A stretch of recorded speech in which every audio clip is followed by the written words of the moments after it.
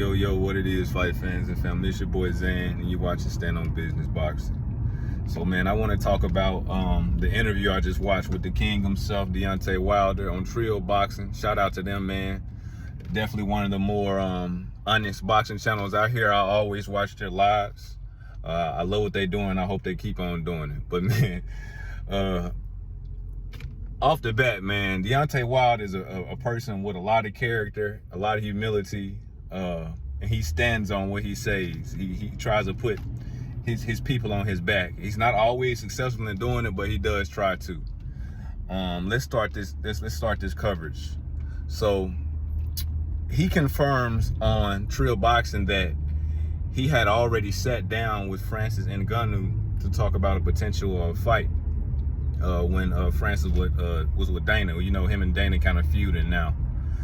And not only is he very fond of the idea, he's more optimistic about this fight happening between him and Francis Ngannou than Anthony Joshua, because he basically said in so many words, man, I'm ready to die in the ring and Anthony Joshua isn't, which is something I believe, because Anthony Joshua could have fought Wilder a very long time ago, but we know how it is. And he said he would also do a 2-fight deal.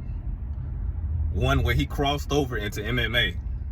I had to sit back and kind of grin off of that, because I know how tough MMA can be, and I know what type of monster Francis Ngannou is. It's one thing to invite him into the boxing ring where you comfortable at, but to cross over into MMA territory where this man is booming people that outweigh Wilder about 30 or 40 pounds, and how dominant he is, I don't know. But hey, man, Wilder is a fair cat, and he said, hey, how is it cool for him to come over to my domain where I've been boxing, I got my amateur pedigree, and I've been knocking all these guys out, and me not go over into his neck of the woods? So I fully understand it. And he also said that he would do it in Africa, the motherland, man, and I couldn't be happier about that. Definitely bring some capital back to the motherland. And also give him a chance to explore his audience over there. I know there's a lot of fans of Wilder over there in Africa, essentially because he's just the big black guy that knocks everybody out.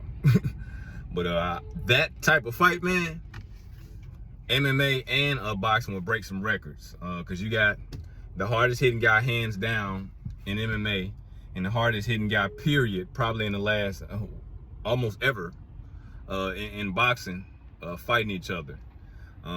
He definitely has a lot of respect for Francis. He said Francis is a monster. He was making little gestures about being ground and pound by Francis. He don't plan on that stopping. He said he'll also get some real training, because he says Francis is going to have some real training for him. He said he hasn't started training yet for Andy Ruiz, but he said all he needs is 8 weeks for anybody. That's the champ. Let the champ make his decisions. And it's worked so far. But yeah, man, I just thought I'd let y'all know that he optimistic about a fight happening with Francis Ngannou. And he also, man, I gotta talk about this. He in the midst of working on more benefits for fighters in the sport of boxing. And this is something I'm totally on board with, man, because we don't say nothing about the fighters after they get, you know, injured and stuff. We said, oh man, rest his soul. Oh, sorry that happened to him. I can reference one guy historically, Gerald McClellan. You know, Gerald McClellan fought, I want to say Nigel Benn. He had a horrific knockout that ultimately made him pass. I feel like these promoters and even like the fans, like we really don't know what these boxers go through, man. Like, we see him get hit in the ring, oh, that's a nice shot, but we don't know exactly what it does to them. He also said he's working on basically making sure the fighters can represent themselves more fairly. He said he knows a lot of people not going to be on board with it, especially people who want their pockets lined, but he going to do what he got to do, and he going to fight for it. He said he want to be remembered for something more than just being a bad motherfucker that knocked everybody out. Because he said it's not enough for him. He said he wants to be remembered for things he did and changed in boxing. He said he don't just love Muhammad Ali just for him being a great boxer. He loved Muhammad Ali for him opening up doors for boxers in general, being the first to do this, to being the first to do that. And man, I agree with him, man. You know, not only is Deontay Wilder one of the most hardest hitting heavyweights boxers of all time, he's a boxer who really understands the value of community, understands the value of his people, not just black people, but people's in the sport of boxing, his peers. He respects everybody. He wants more benefits for him, man. He's working on trying to get insurance started for boxers, all type of stuff.